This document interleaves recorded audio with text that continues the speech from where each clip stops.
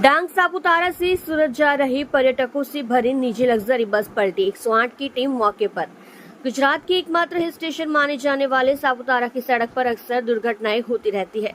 आज भी सूरत के पर्यटकों से भरी एक बस सापुतारा घाट पर दुर्घटनाग्रस्त हो गई।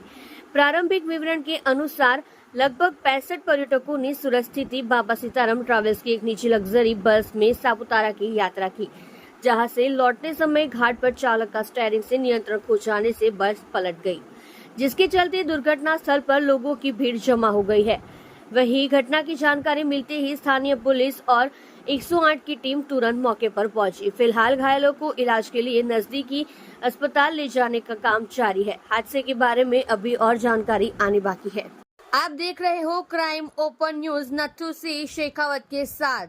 સમયમાં એક લક્ઝરી બસ જે સુરતથી આવતી હતી GJ5ની એ બસ સાપુતારામાં એ લોકો ફરવા આવેલા હતા ને સાપુતારાથી નીચે ઉતરતી વખતે માલેગામ પાસે ઘાટ છે એ ઘાટની અંદર ખાઈમાં ખાબકી પડી હતી। એમાં લગભગ 64 જેટલા પેસેન્જરો બેઠા હતા। એ 64 પૈકી 28 પેસેન્જર્સને ઇન્જરી થઈ છે અને 2 પેસેન્જર જે છે એ નાના બાળકો છે, બંને 4-4, 5-5 વર્ષના। એક છોકરો અને એક છોકરી છે। 2 જણનું ડેથ થયું છે।